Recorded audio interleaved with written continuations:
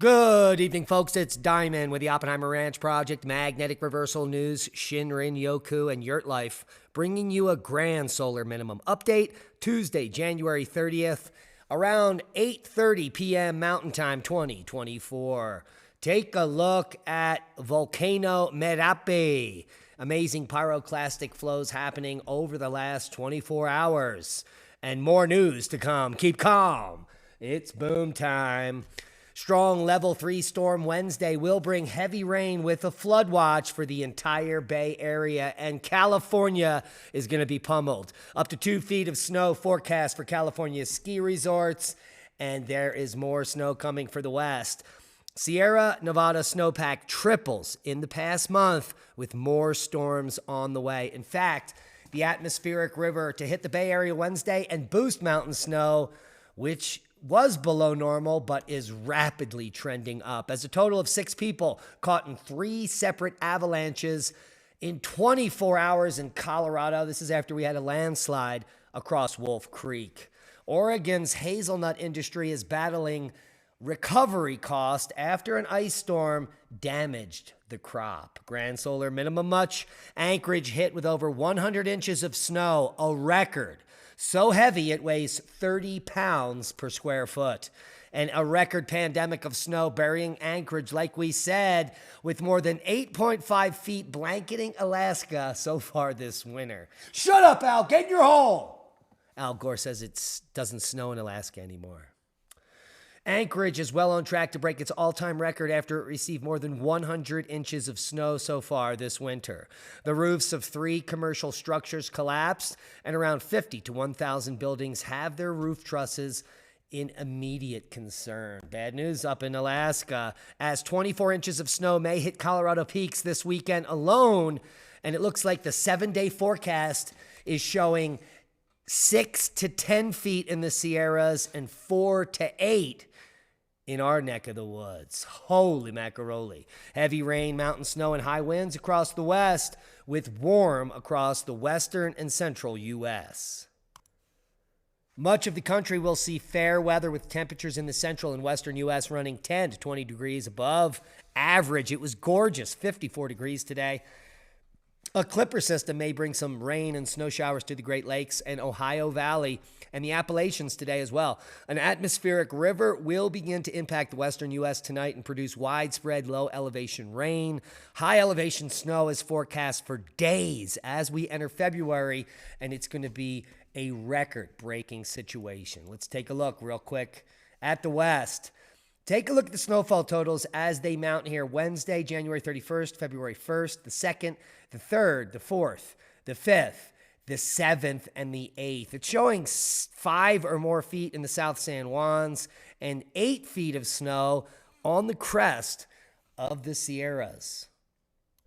Quick shift over to the continental U.S., and you can see that in just the next few days, there's more snow coming to the East Coast, the high elevation of the central Appalachians, a little bit of snow for Ohio potentially, and then the big boom for the West. This system is exactly what we need, as snowpack for most of the regions is slightly below normal, and this will take us, well, this could tilt some of those regions.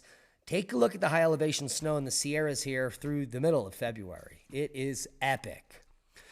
Epic as well, 7 feet of snow in Iran, and China issues snowfall warnings across 13 provinces. So this is not an isolated effect. Grand solar minimum predictions are coming true. Record heat, record cold, record snow. It is all over the map. Now we just need some VEI 7 eruptions to darken the skies. Seismic update, no quakes of note. Some interesting rumblers inland and the U.S., but nothing of significance as we're waiting for an imminent eruption in Iceland. The Reykjanes Peninsula is quiet tonight, so that's good news for the residents of Grindavik, who are allowed to go in to take some of their belongings out. Now, Merapi, a large block in ash flow, created a billowing ash plume today. Take a look at the pyroclastic flow. Anyone on the flanks of the mountain there would have been immediately vaporized, which is no laughing matter. Overall, no other quakes of note or volcanic eruptions today. Sangay to 23,000, Santa Huito to 14, Reventador to 16,000 feet, Sungay to 20, Popo. Couple of little puffs today from Popo. Sabancaya to 23,000. And Merapi. A strong eruption today occurred at the volcano, actually yesterday afternoon, around 12:54 local time. A large hot avalanche known as a pyroclastic flow descended from the active lava dome at the summit crater. The extremely dangerous, fast-moving, turbulent flow consists of a mixture of hot rock fragments of the lava dome, volcanic gases, and ambient air.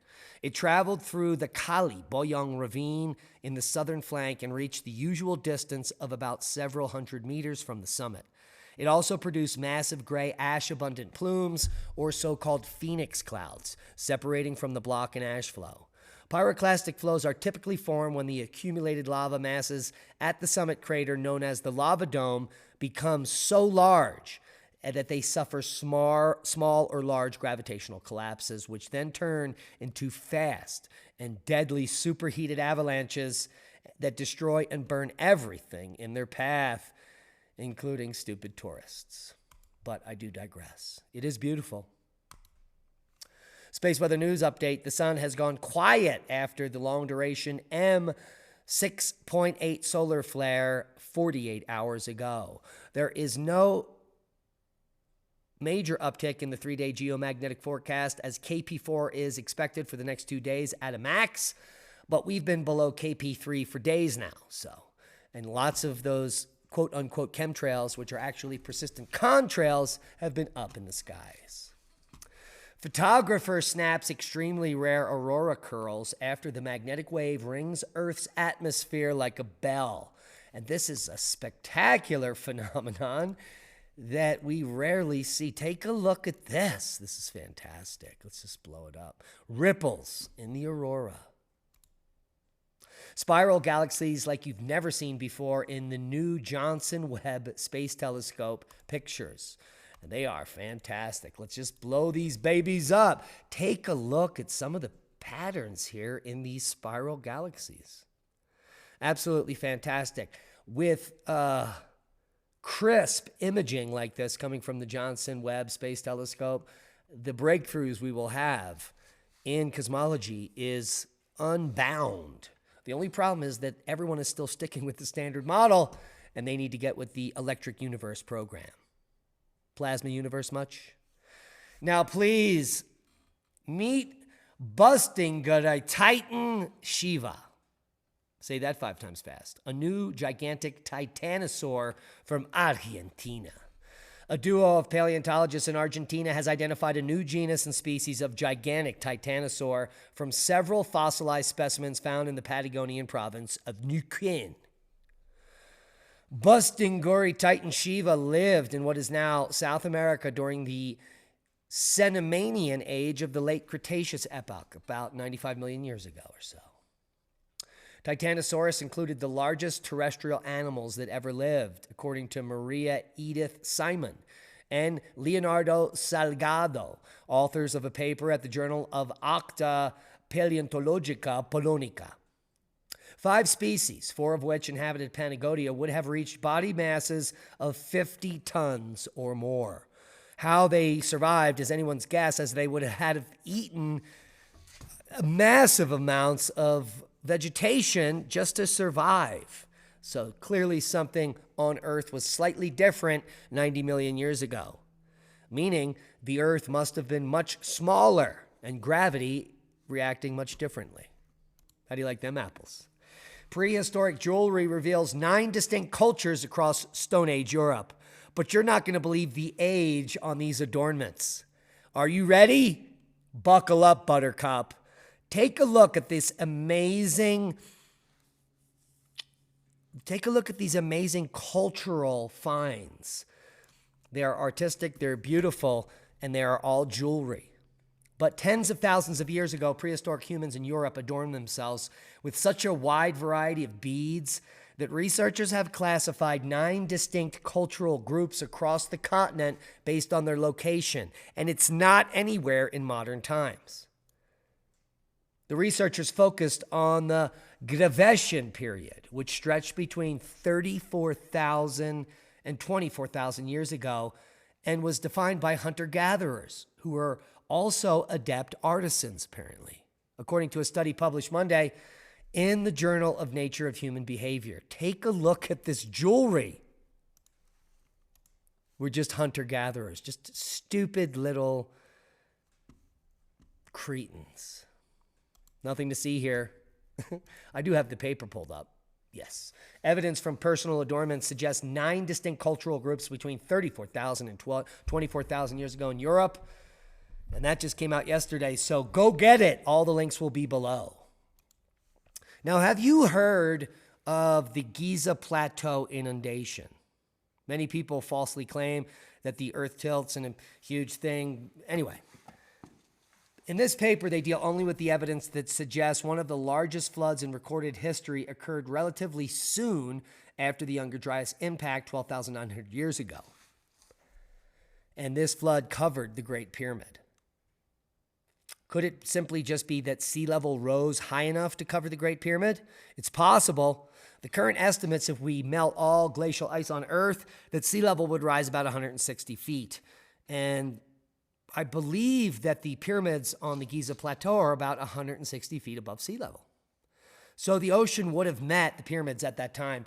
But they are saying in this paper that the oceans covered the pyramids halfway, and there's evidence of it. So go read the paper and tell me what you think. We're going to do a full analysis on this research this weekend on our radio show, which we will republish on Magnetic Reversal News on Saturday night.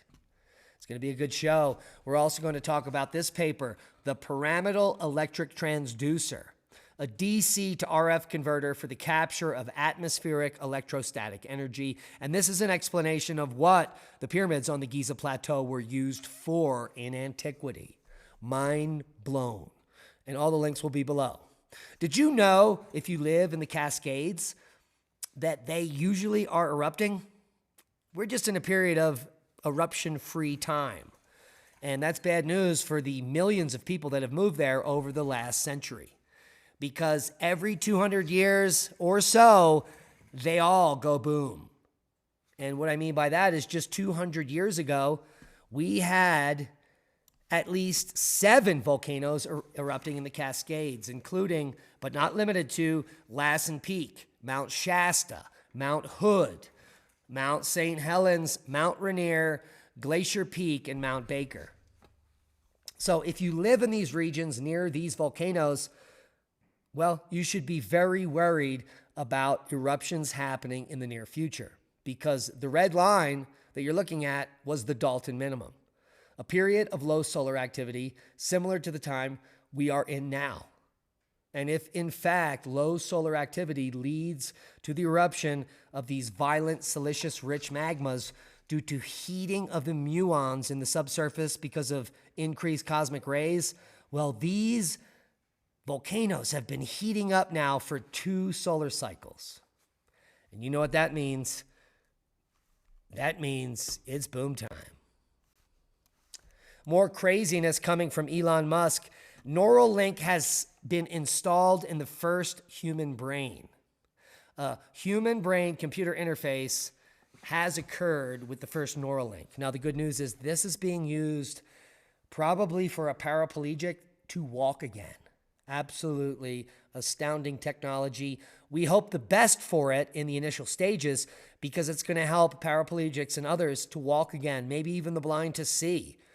But the long-term implications of this type of device, well, it's quite startling. Startlingly enough, Rex Bear and I will be headed out to the Four Corners region, Road G, just west of Cortez near the Utah border, to uncover some petroglyphs that are recently discovered by Polish scientists that came to our region and uncovered a whole cacophony of undiscovered petroglyphs right near the Four Corners Monument, specifically near Sand Canyon, a little west of there. We're going to be in an undisclosed location tomorrow. For most of the day, we'll be uploading all day if we can, if we have any signal. And I think we do have a good signal out there, so maybe we'll do some live streams. So we're going to be leaving early in the morning. We'll hit there probably around noontime. and spend 5 or 6 hours exploring new locations, which should be fantastic. And that's a boom to knowledge. Please share this video. We are shadow banned. We need your help to grow. Become a Patreon. Support the work we do. We love you. Be safe. And I'm so excited for the trip tomorrow. I'm stir crazy. Haven't been out on a trip for months.